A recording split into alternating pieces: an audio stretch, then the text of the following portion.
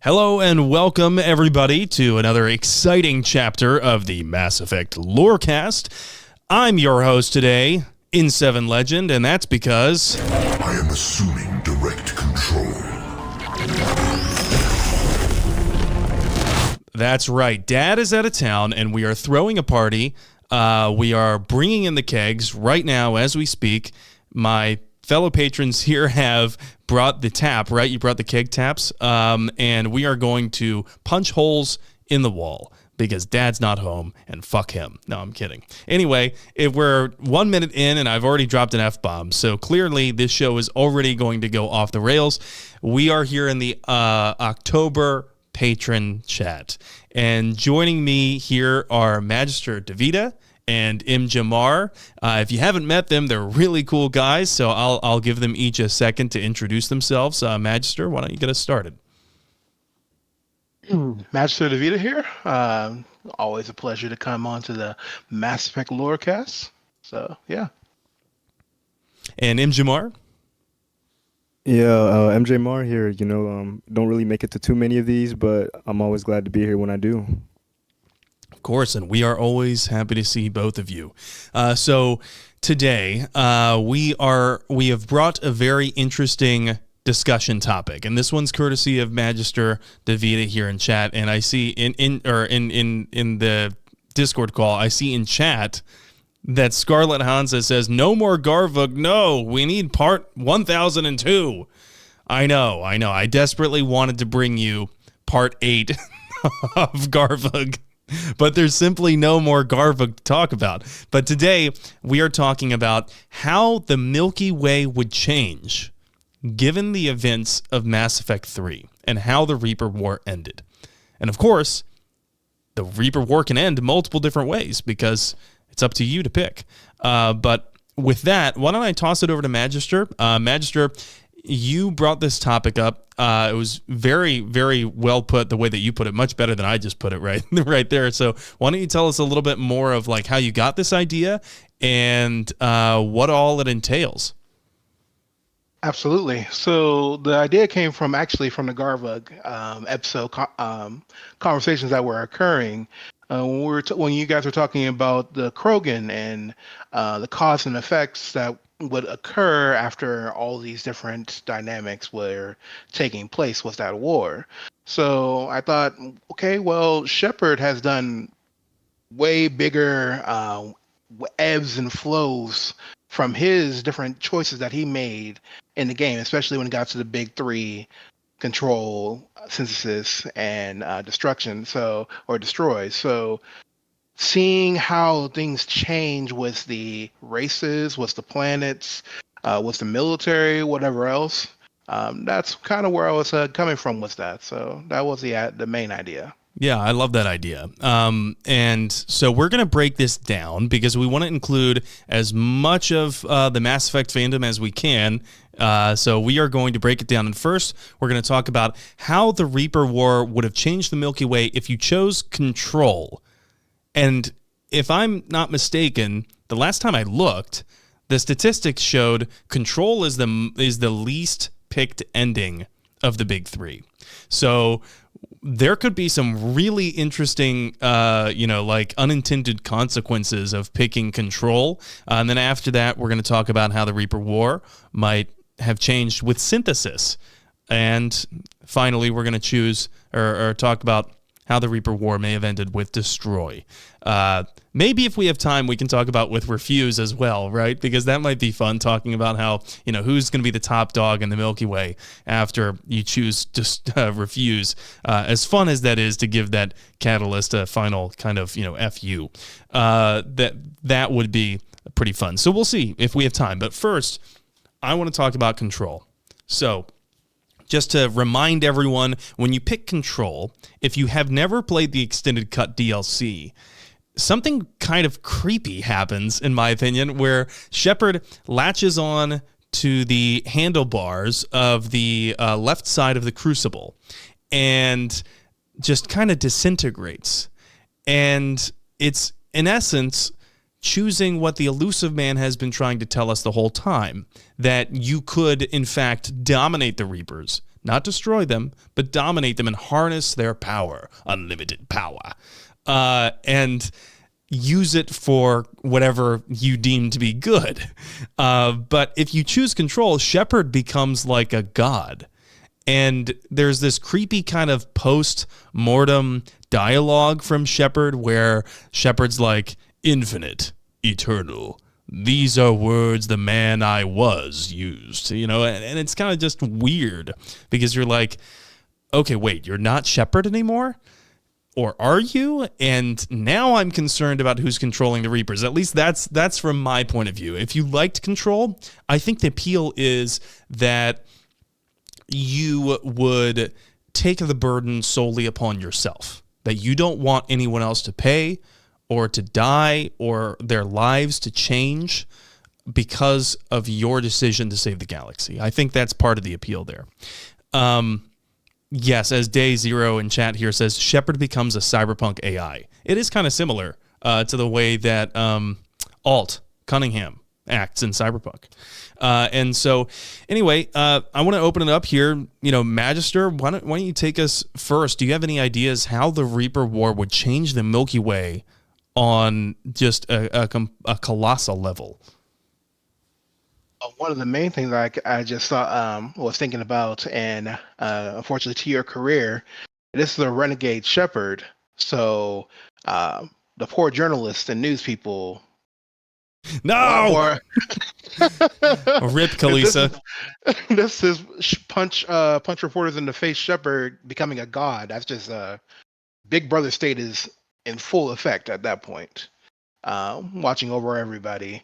Also, just Shepard be going the full route of die a hero or live long enough to become the villain. Because at the end of the day, absolute power corrupts absolutely. And as good as Shepard can be, we also see Shepard can do some really messed up things as well. And I don't know about a god tier level Shepard. I think he could end up doing a lot more harm than good. I feel like there'll be a lot more refugees. It'll probably get to like Empire, Star Wars Empire level of people trying to fight back and fight against this significant being. I don't think the war will truly end.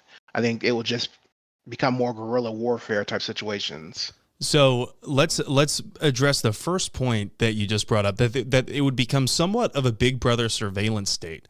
I find that really interesting because it kind of would, right? The Reapers are already capable of tapping into communications however they see fit.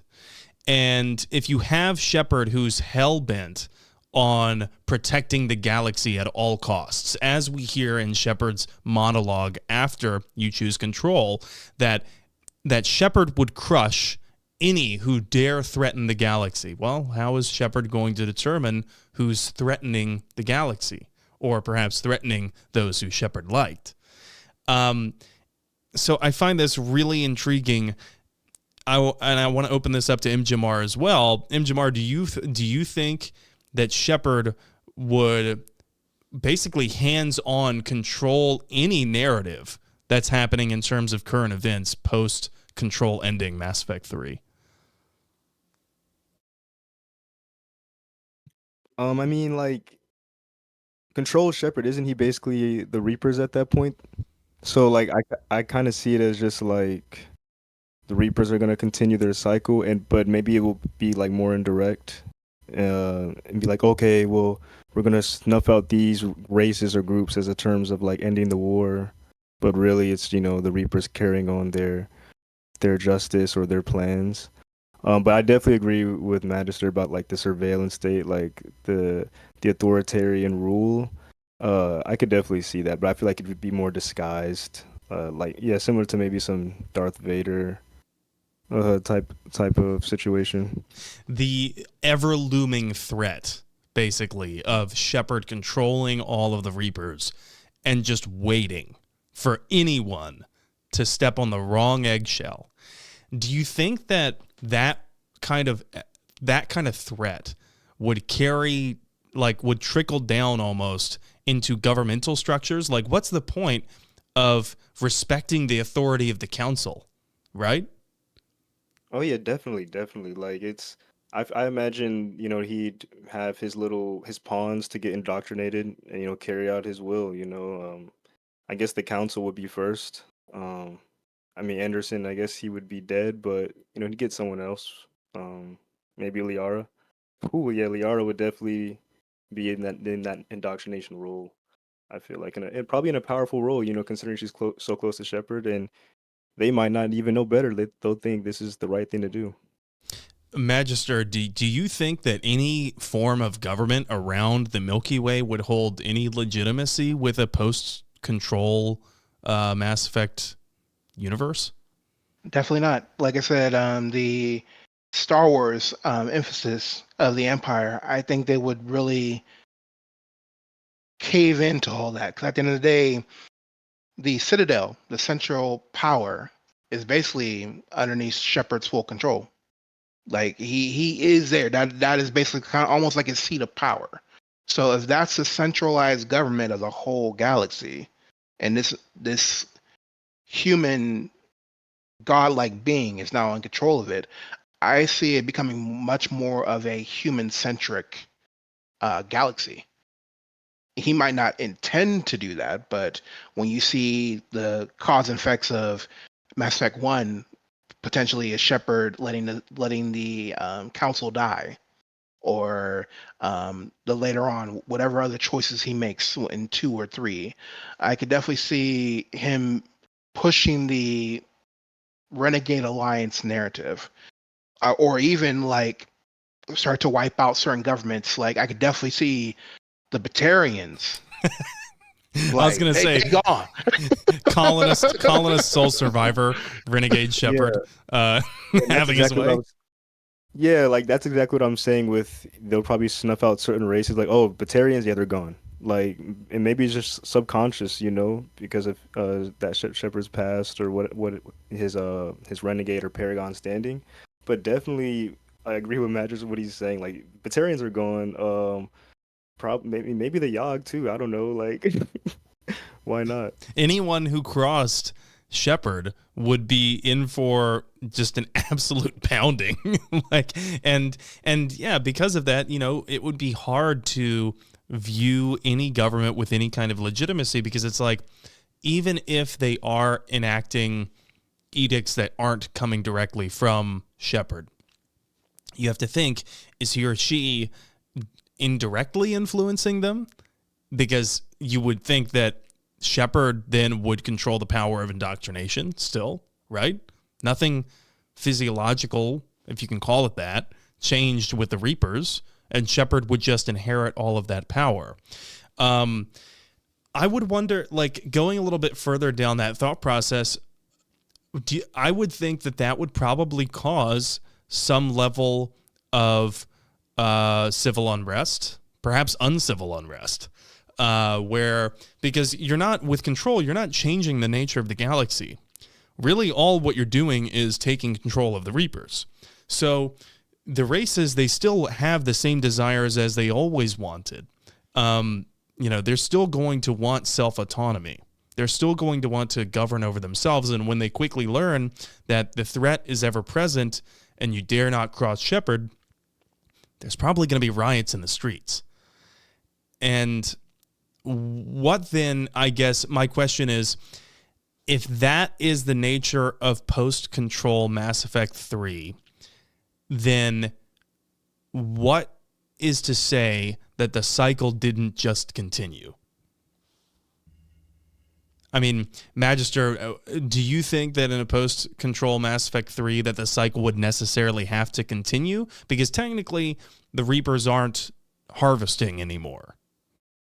I think it would be a new edition of the cycle, because there's no need to fully wipe everyone out anymore. It's more so becoming a police state situation. Like everyone, if you become the nail that's sticking up, I'm going to hammer you down. And at the end of the day, a lot of these civilizations, or a lot of these cultures, the Asari, their home world, or their main planet got practically like taken over by the Reapers or destroyed as well. The Turians, they were fighting a hard, strong battle. Potentially, Krogans are still have the genophage affecting them. no one is in a good place to really rise up and become a problem. So it's more so just monitoring people, making sure no one is causing any particular issues, too much of an issue. There's no need to wipe everyone out. I just have to control you. And Jamar, I mean, what do you think in terms of civil unrest, the intrinsic desires of the Milky Way galaxy to govern themselves, when ultimately there's a higher power over everybody? Yeah, I do mostly agree with Magister, but I do believe some groups like the Krogans, they're not letting that slide. Like I think after some time, they're just they're too badass and they're just too angry to like really to uh to really not rise up, you know. And if they die, so be it. But I think that's one group, and maybe the Asari, I could see them, you know, planning some long term idea to maybe try to combat them since they do live long, and the Krogans as well. But yeah, I think these races, they have a lot of their culture is full of they have a lot of willpower in their culture. You know, they're very they fight hard, they don't give up. So you know, I think those two races specifically would be the main ones that you see that civil unrest. I guess it really depends upon how hands-on Shepard wants to be as king or queen of the Reapers, right? Because in the normal cycles before Mass Effect 3, the Reapers were completely hands-off, if you want to call it that, every cycle until it came harvest time. And I say kind of hands-off because they did manipulate the flow of evolution. They strategically planted different technological inventions so that the patterns of evolution were the same every time, the Citadel, the mass relays, and whatnot. However, in the post-control or in the control ending and the extended cut, we see Shepard saying, and we see on screen that the Reapers are tasked with helping rebuild. So they are hands-on, at least in some constructive way, at face value. It depends then how hands-off Shepard wants to be after the fact, but Shepard has already proclaimed in that monologue that Shepard would basically be ever present, ever watchful for any kind of threat that posed to anyone in the galaxy. Okay, is Shepard going to take this kind of deist, libertarian view of governance where where Shepard deems that his or her only responsibility is the galactic defense and purely military? Is Shepard going to get involved politically? Maybe if there's some kind of policy that's passed where Shepard thinks that this could ultimately lead to some kind of military conflict down the road. But also, when Shepard says that Shepard is going to defend the Milky Way, from whom? Because there's no real threats outside the Milky Way that we know about to the Milky Way. Like, to me, it just sounds like an excuse to be a dictator. Like, it just sounds like a cop out. Like, yeah, I gotta defend, I gotta protect people. Like, well, I thought we defeated everyone. And obviously, yeah, there are other threats, but it just like, I don't know, it's definitely giving authoritarian guy that wants to be in charge.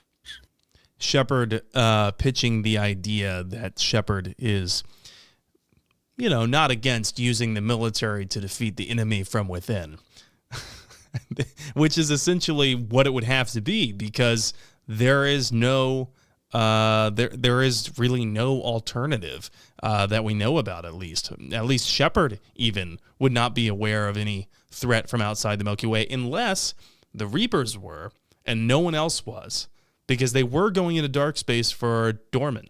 But why don't we shift the conversation a little bit right now?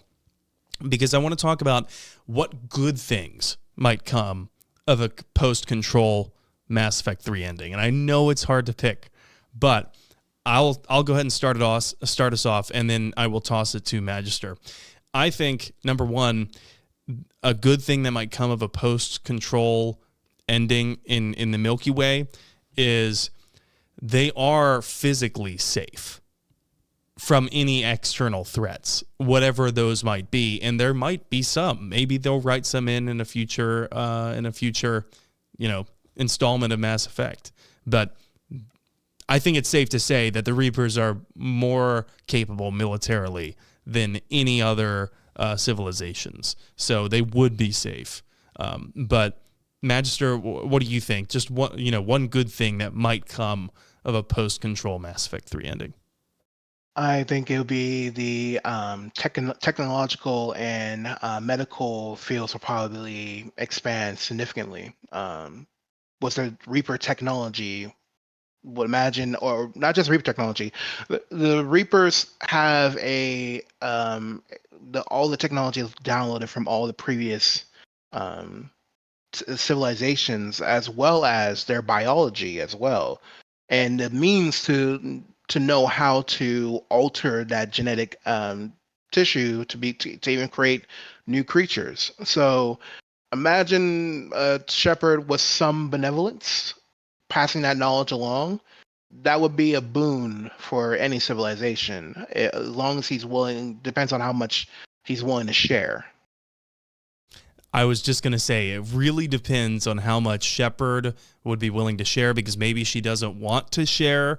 But if he or she does, then Shepard could literally bring back like civilizations that were all but extinct, right? Because the Reapers harvested them, but they, if I remember right, they retained basically the copies of their genetic information to do so.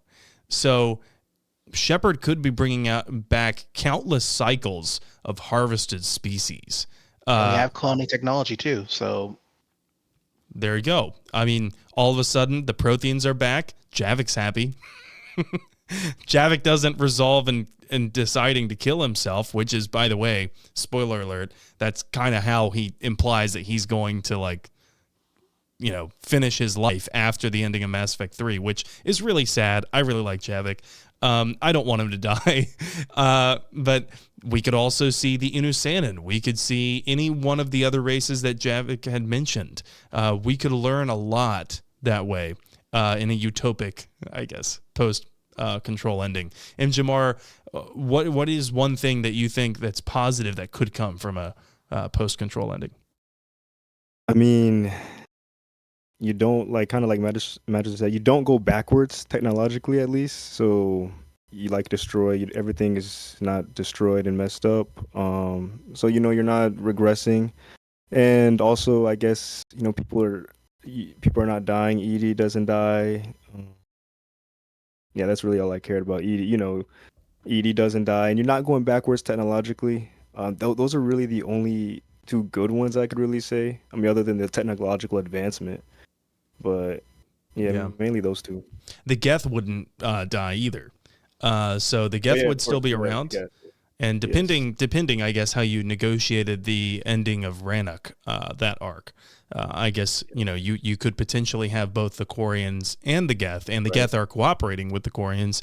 And perhaps, with that technological progression that Shepard would have in control of the Reapers, Shepard obviously still cares about Tali. So maybe Shepard would then make Rannoch even more habitable for them. And going on that thought process, maybe Shepard could even make more worlds habitable for the Volus or other races that have these very severe constrictions on where they can live because of their biology. So maybe Shepard could, terraform planets essentially with the Reapers. I guess that would be kind of cool to see.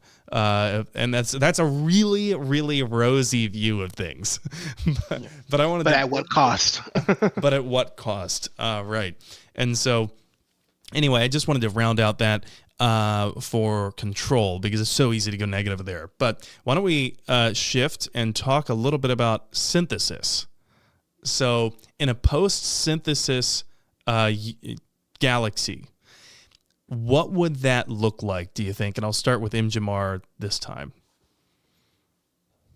Man, that's a tough one, because I want to say it would be more peaceful. But then I'm like, would it? would people be happy with this change? I feel like overall it probably would be more in harmony. But I mean, I'm not like a fan of the synthesis ending, so maybe I'm biased. Because I just you're. I feel like synthesis ending kind of goes against like a lot of the themes of like Mass Effect with just kind of not individuality, but just knowing what path you want to take. But if everyone's synthetic and also organic, it's kind of like I don't know. There's no uniqueness, not a lot of diversity. But like I said, that would probably make it more. People would be more in harmony. Wouldn't be a lot of issues, honestly. It probably would be like pretty chill. And I feel like that would probably, yeah, that would eliminate, it would tear down the divisions that we saw between the Quarians and the Geth. I can imagine them living even more harmoniously after that because they would probably be able to understand each other better. In a more twisted view, maybe maybe they could procreate together. I have no idea. And that, I mean, talk about making love not war. I mean, can you imagine the family discussions that would happen when, oh, Dad, I'd like you to meet my boyfriend. His name is 012567. Like, no, get him out of here.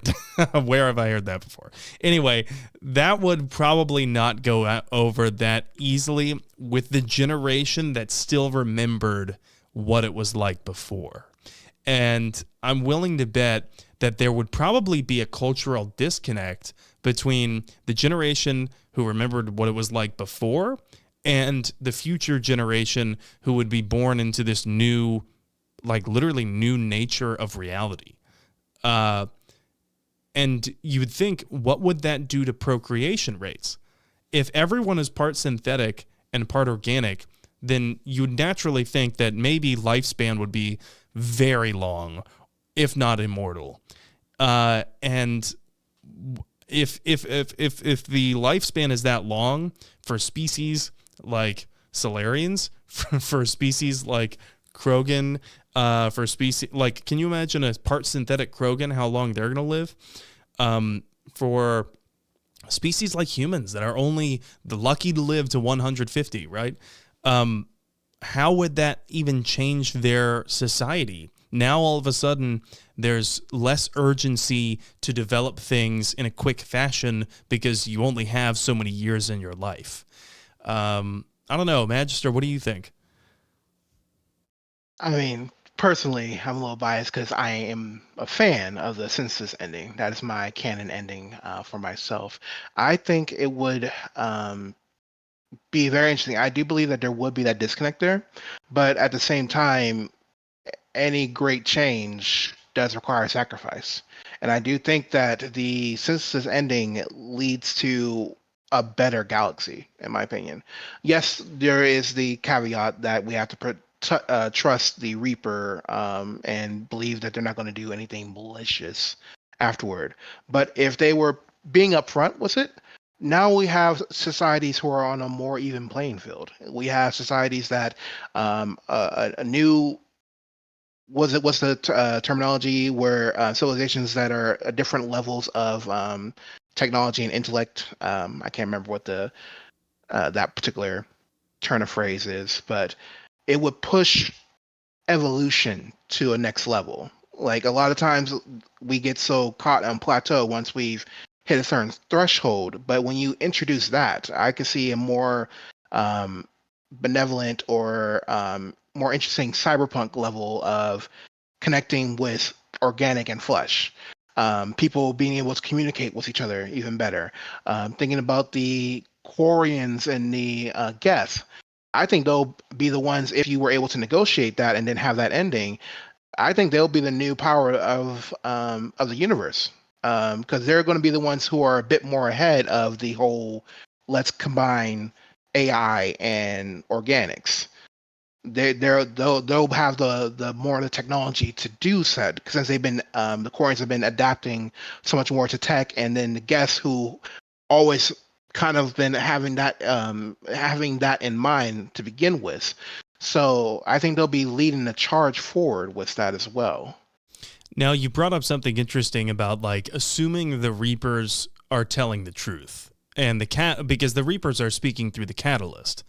And this is something that just occurred to me. Maybe it just occurred to other players as well, that if you choose synthesis, the catalyst is still around. Shepard's gone, but the catalyst, it appears to still be in control of the Reapers. It's just that we have to trust the catalyst in its claims about, what its mission would be fulfilled. What would the catalyst do with nothing to do, right? Its mission has been fulfilled then, basically.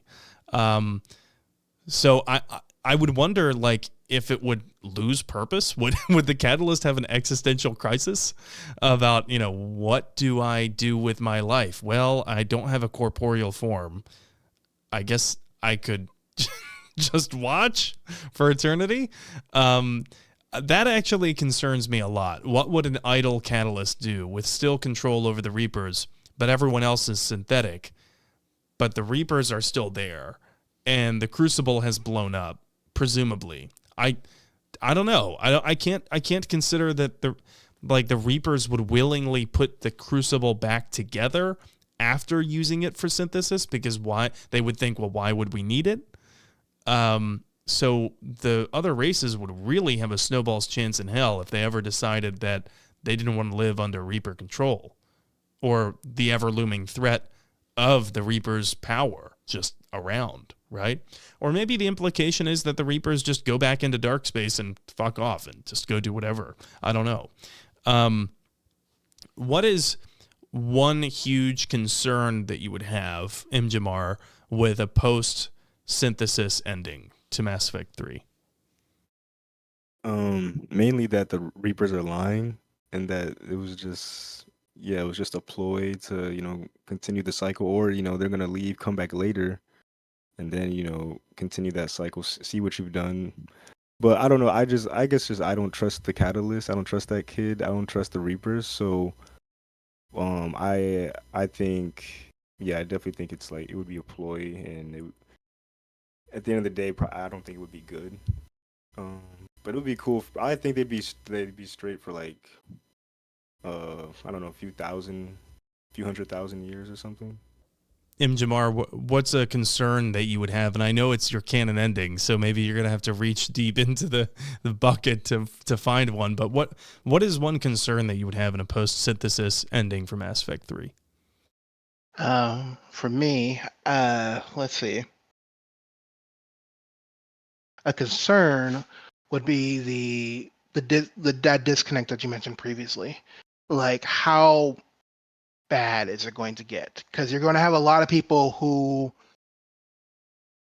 feel that the Reaper technology, I imagine it could probably get quite dark with people not being copacetic with having Reaper tech or technology implemented into themselves. Yes, it's a future civilization, so they have more bio and technological changes that have happened to their body, but to have that in them, I imagine some people who have PTSD, who saw people change into the Reaper husks, having like the constant worry and paranoia of, oh my God, am I going to change at any time or any point?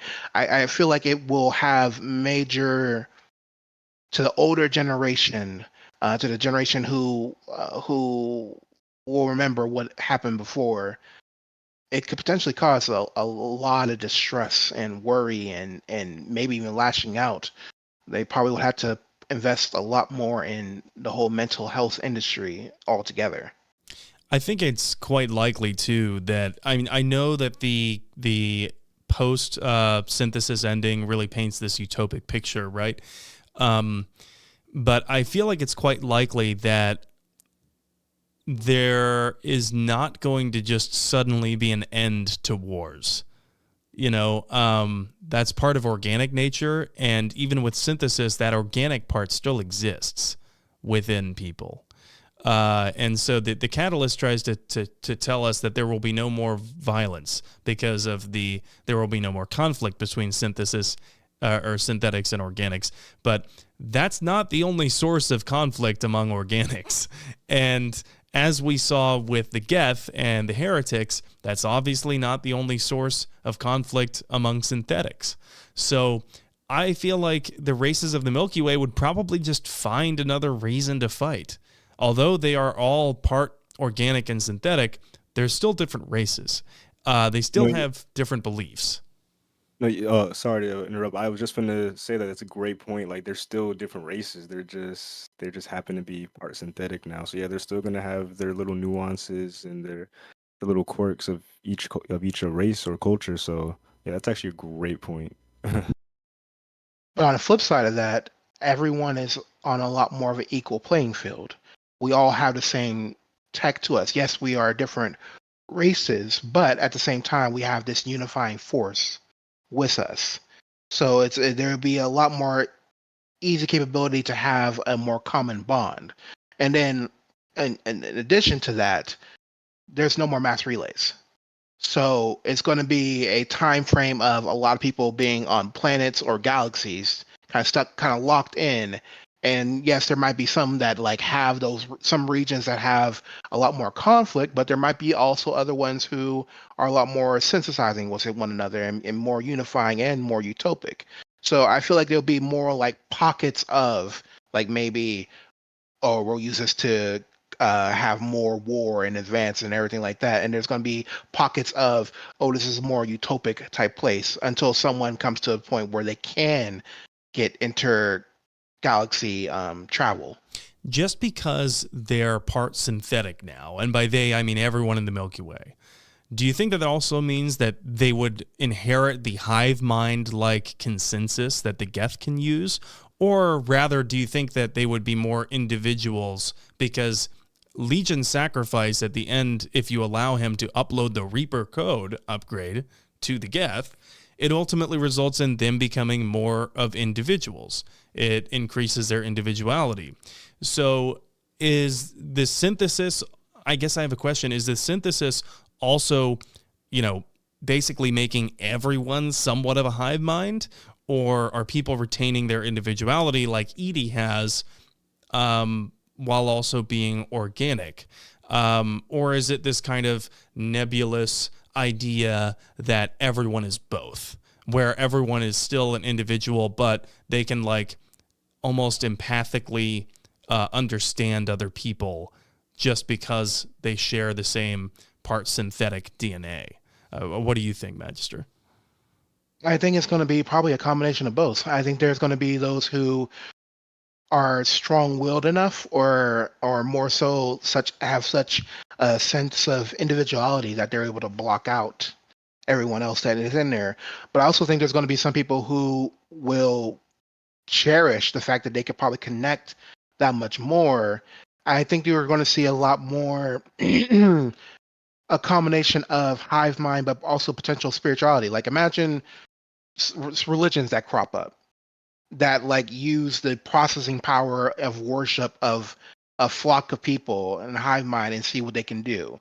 I think it's going to become it could probably become very much more like a whatever the Chinese fantasy genre. Like things, dynamics will change. Like people are going to be doing, experimenting different things. You're going to see people doing the whole, I can hack everything around me. I can have a hive mind, connect with one another. There might be good or bad with it, but I think that it's going to set a new dynamic and epitome. Introducing the all-new Cyber Jesus 2186. He died for your sins, but he's back, motherfucker. Anyway, yeah, I mean, cyber religions that might come up, that's a really interesting idea, that religion might not be inherently eradicated from organic races just because they're part synthetic now. I mean, religion isn't really a topic that Mass Effect explored too much, aside from ancient aliens like ideas with the Hanar, and even the Elatania with the Cro-Magnon hunter, and looked like alien intervention. Imjamar, I mean, what do you think about all this?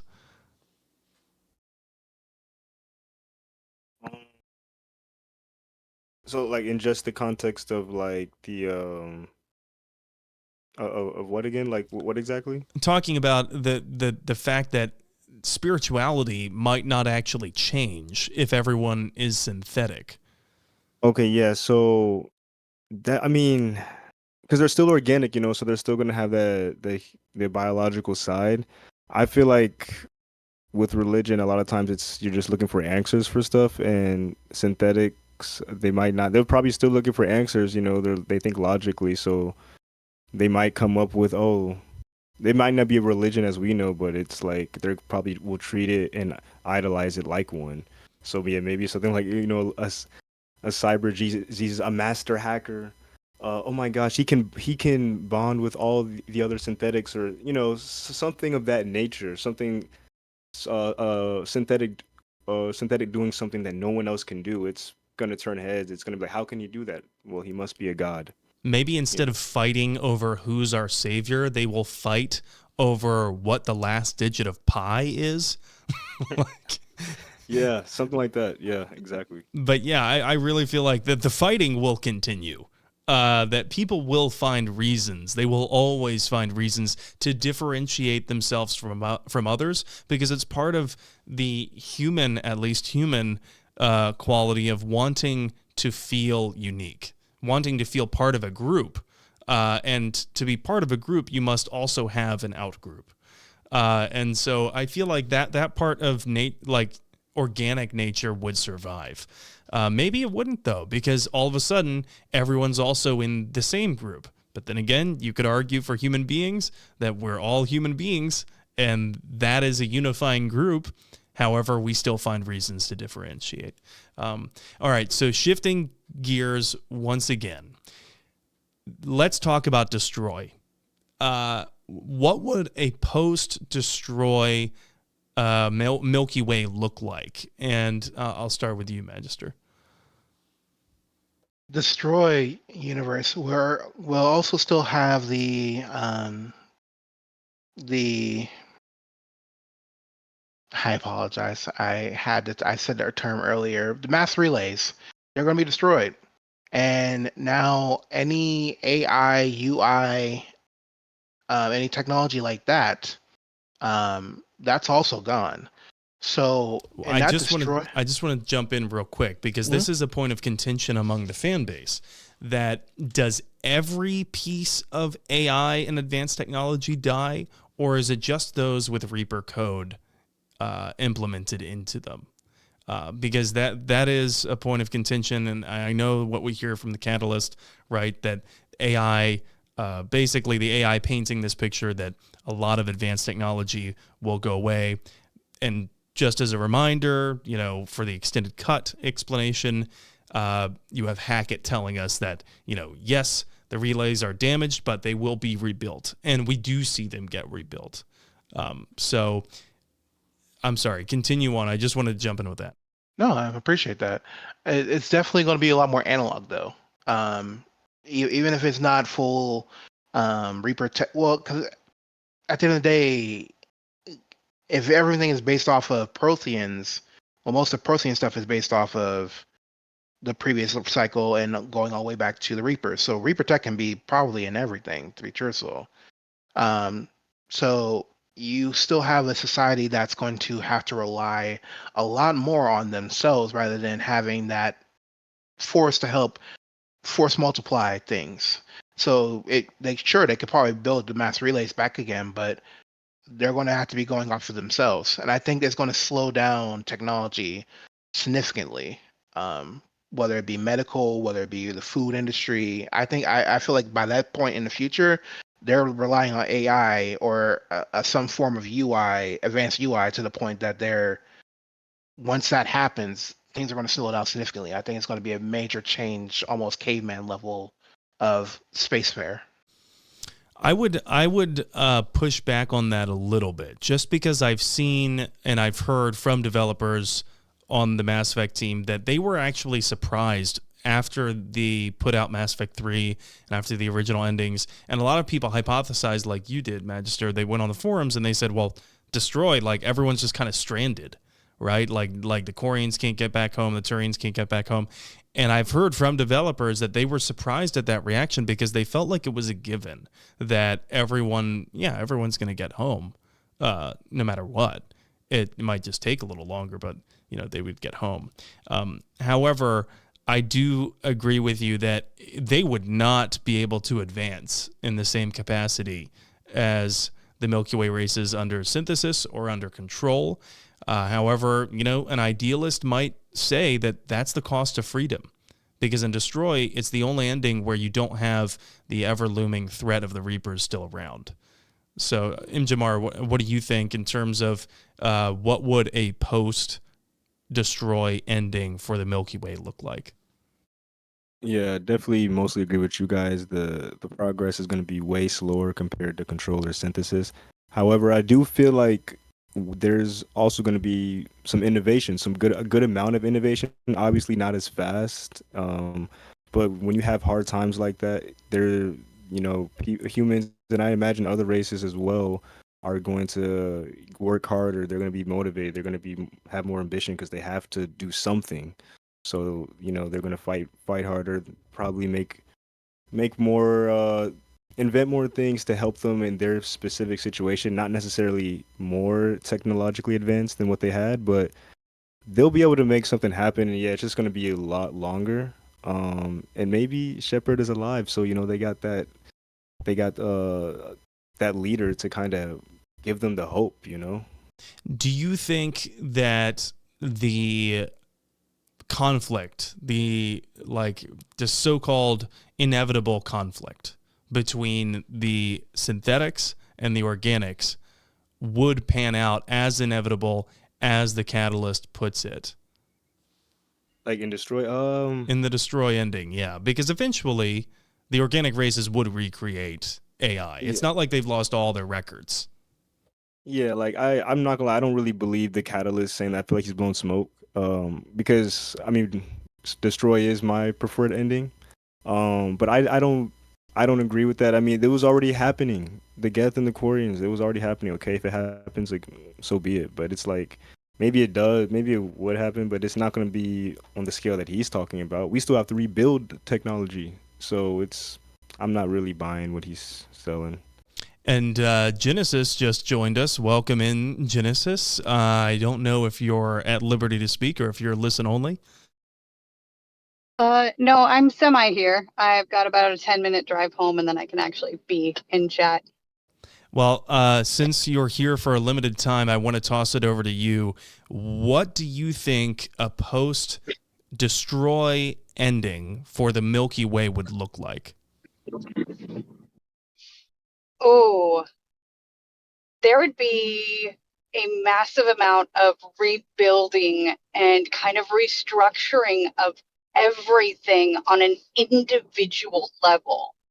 We now have alien races stranded on planets that they don't originally belong to. We have races who may or may not have worked together in the past cohesively, now learning how to rebuild and restructure things.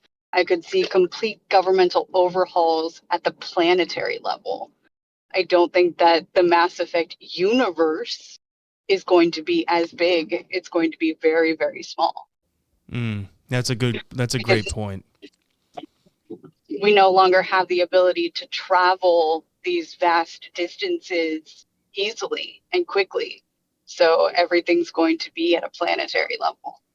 Yeah, that would probably slow down economic development too.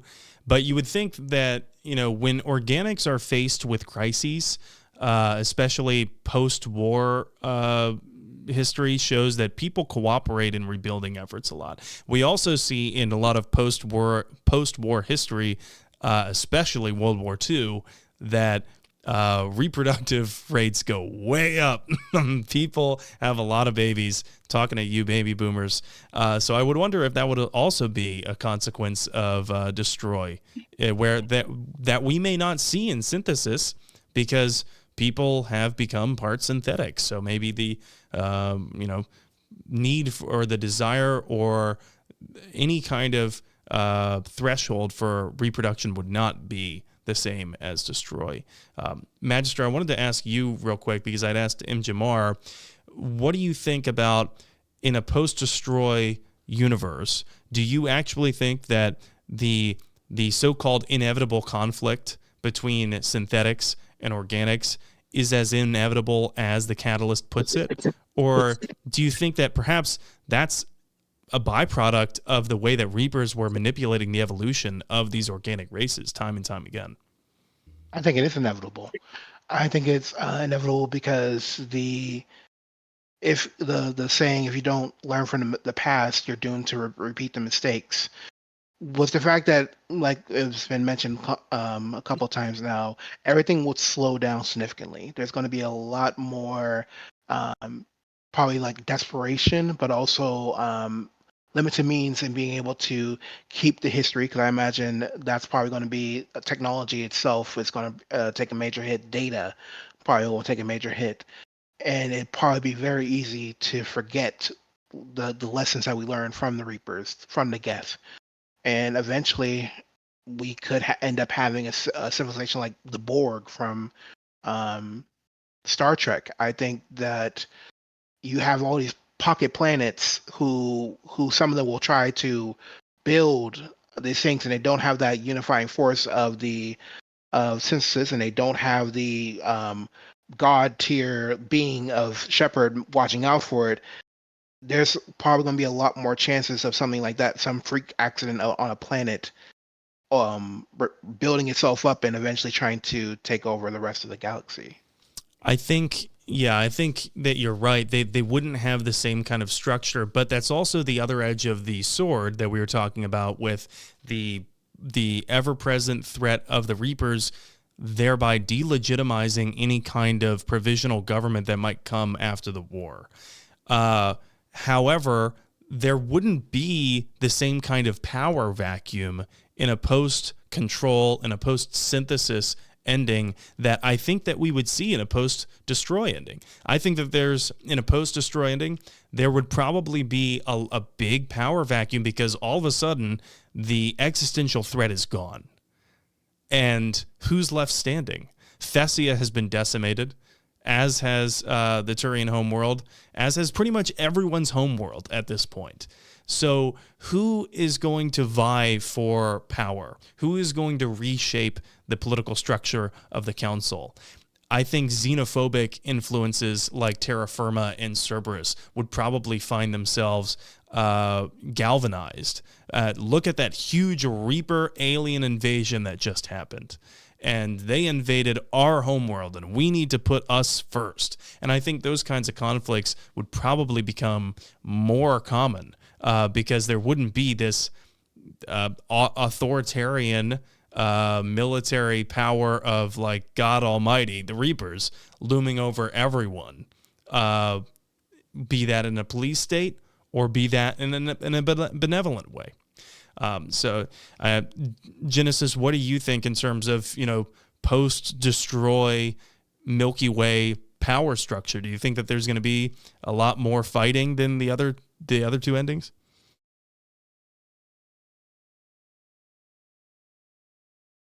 Okay, Genesis might be busy driving right now. So I'll toss that question over to M. Jamar. What do you think?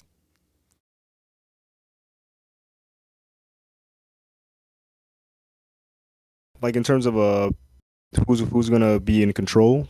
Yeah, Or in terms of a power vacuum, like in control and synthesis, the Reapers are still around, so they can wield that iron fist and keep people in line if need be, and there's not going to be chaos. But the argument always comes with freedom comes a certain level of chaos, a lack of order. yeah, I mean, because when you were saying everyone's saying all the other races planets, I'm like, yeah, who is standing really? I mean, what happened with the Henna? Are they maybe the Henna could take over? Realistically, they'll probably probably maybe I could see the Yogg, even though they don't have like actual influence, but everyone is hurt. So, they could be the vultures and take over. They're getting smarter, I guess. They're evolving.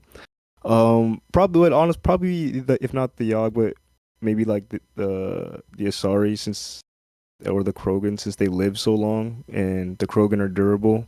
they, honestly, yeah, the Krogan, they're the ones that would probably I could see coming out, or the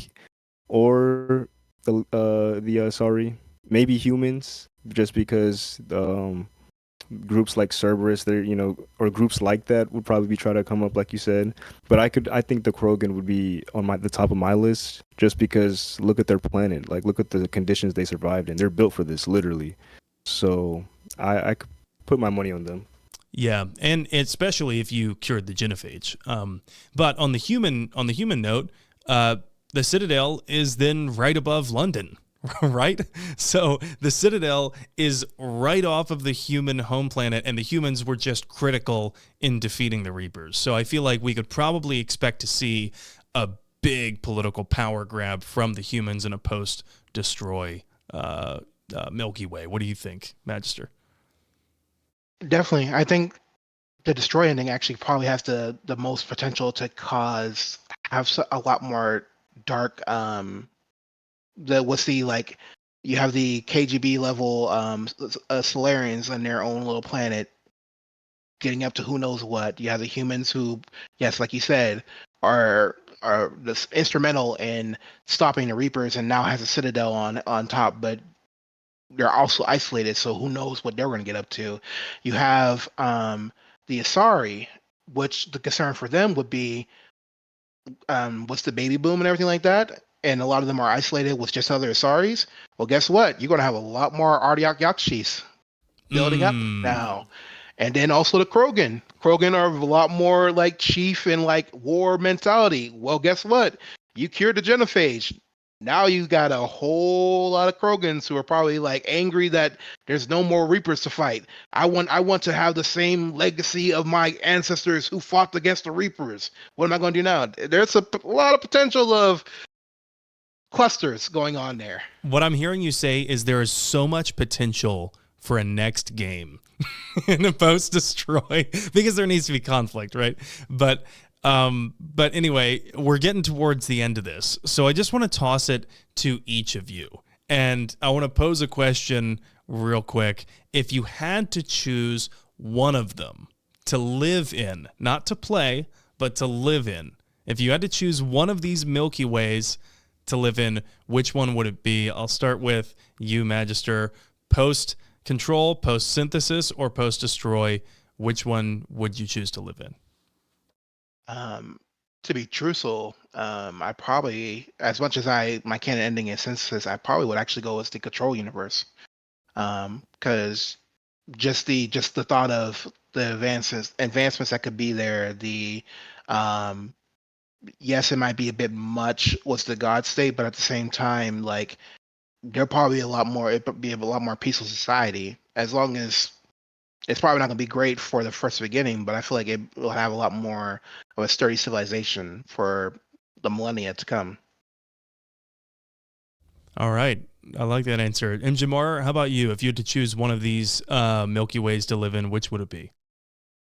Yeah, definitely control. I mean, as me myself, like it seems the most chill. Like synthesis. I mean, like I feel like I'd have like a identity crisis. Like I'm half synthetic, and I'd rather be myself in control. The technological advances could help out. I'm probably not even gonna notice like all the dark stuff behind the scenes because I'm a regular guy. So yeah, definitely control. All right. And Genesis, are you here with us? I am here. Genesis is in the room, everybody. Genesis, if you had to pick a post-control, post-synthesis, or post-destroy Milky Way to live in, which would it be? It's a difficult toss-up between synthesis and destroy. I don't like the idea of an overseer, of an overpower that I have no control or no say in. But if my body is altered in a way that I have no control over, but it benefits me in some way, I'd rather have that rather than an overlord.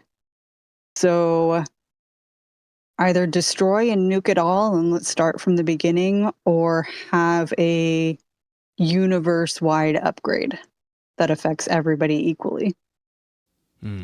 Yeah, I like that answer as well. For me, I'm going to have to go Rah Rah America, Bruce Springsteen, Chevrolet, Apple Pie, Bald Eagles, hell yeah. And I'm going to have to quote Benjamin Franklin in saying, those who would give up essential liberty to purchase a little temporary safety deserve neither liberty nor safety. And I'm saying that because I would say, yes, I believe that in a post-control Milky Way, we would be more safe because we have Shepard wielding the Reapers to guard us. We may be more safe in a post-synthesis, wow, easy for me to say, synthesis ending. We may be more safe. However, we are less free.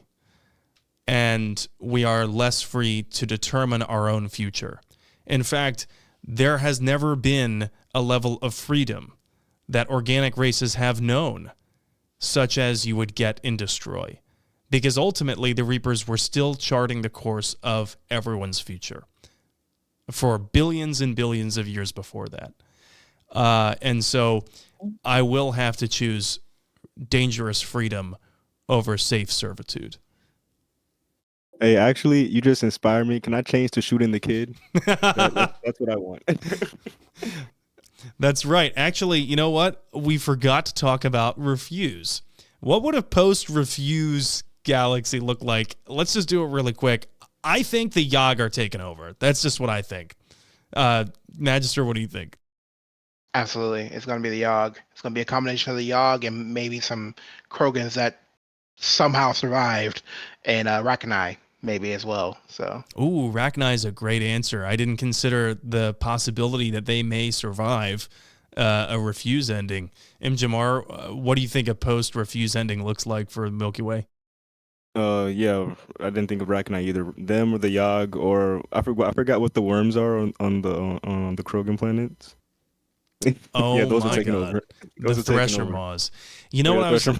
Yeah. If it's a Refuse ending, obviously the Reapers still are around, and then they'll come back in another 50,000 years.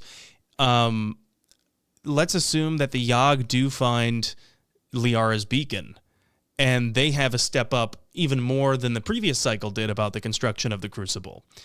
If the Yogg, let's assume that a Yogg gets to the same place as Shepard in the Crucible and in some kind of final beam run situation, which ending is a Yogg picking?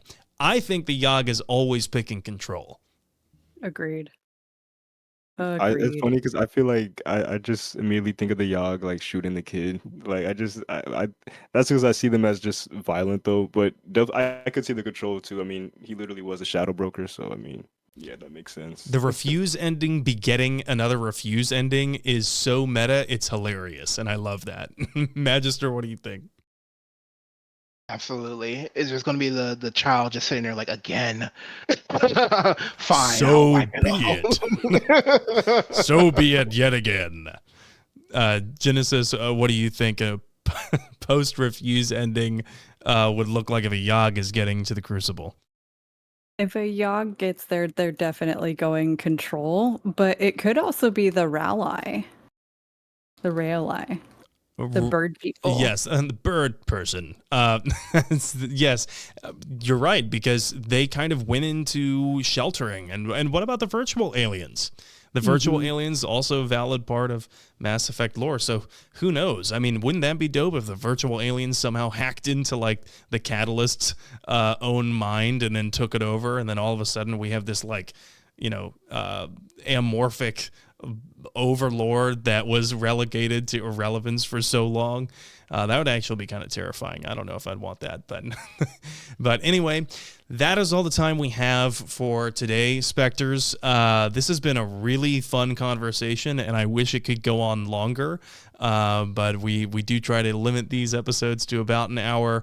Tom, I wish you were here as well, because I feel like Tom would have really enjoyed some of the conversations about, post-war recovery and governmental rebuilding, and especially spirituality. But anyway, guys, that's all the time I have for today. Next week, we are going to be talking about Rex. We're going to be starting our episodes on Rex. Everybody loves Rex, And we will be starting with the earliest known lore about Rex, which I believe comes from his own mouth in Mass Effect 1. And that'll be fun talking about Rex's origin stories, if we can call it that. And then from there, we will try and intermix some episodes between the Rex episodes with more Corporation episodes, but we'll see how much more we have left to do.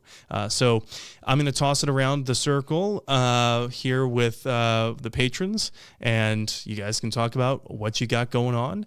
Why don't we start with Genesis? Yeah, I am one half of the Two Girls, One Ship podcast, where we analyze, rate, and review all that the world of video game romances has to offer. We are currently in our Mass Effect Andromeda season and having a lot of fun going through the galaxy once again. I'm also co-host of the Cyberpunk Lorecast, where we explore the foundations of the past, the state of Night City today, and the news of the future for all things cyberpunk. We recently had Teacup, who has been on this show, again talking about religion and religion in cyberpunk, and that was a really interesting conversation with him. Man, that is, I got to listen to that. That sounds intriguing. The episode where Teacup and Sheacup came on to talk about comparing Shepard to Jesus is probably still one of my favorites, even though I had one of the least productive episodes objectively because I was just so out of my element. I don't know how much I actually contributed there. But Magister, what do you got going on? How can people get a hold of you? Magister DeVita. People can find me here on the Discord, on the Patreon channel as well.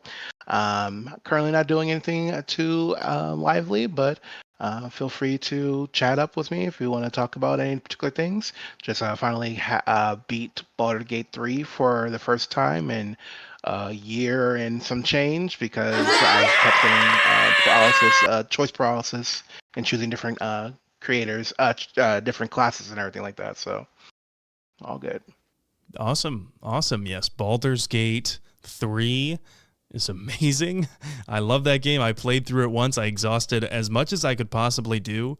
I think it was like close to 300 hours in one playthrough. I got to do it again. Genesis just turned on her camera, and you've got quite a few pictures of Astarion behind you. I think she's an Astarion stan. Maybe just a little. Oh, and I see one of Lae'zel as well. And is that Halsin? No, that's Varric. Varric. From Dragon Age. Gotcha. Yeah, is that Iron Bull too? That is the Iron Bull, yes. That's right. But, speaking of Dragon Age, we've got a new one coming out in like less than a week. Yeah, I'm a huge Dragon Age fan, so I'm definitely gonna be looking at that for sure. Man. All right, M. Jamar, how can people get a hold of you? What do you got going on? Nothing really. You know, MJ Mar, hit me up on the Discord if you want to talk about Mass Effect, anime, gaming, any of that. You know, but it was great to be here. Thanks for having me, Sam. Of course. I always love talking with you guys. All right, Spectres, that's all we got for this week. But come back next week, and we'll have some Rex for you, some fresh Rex. All right, guys. Until next time. I should go. Logging you out, Shepard.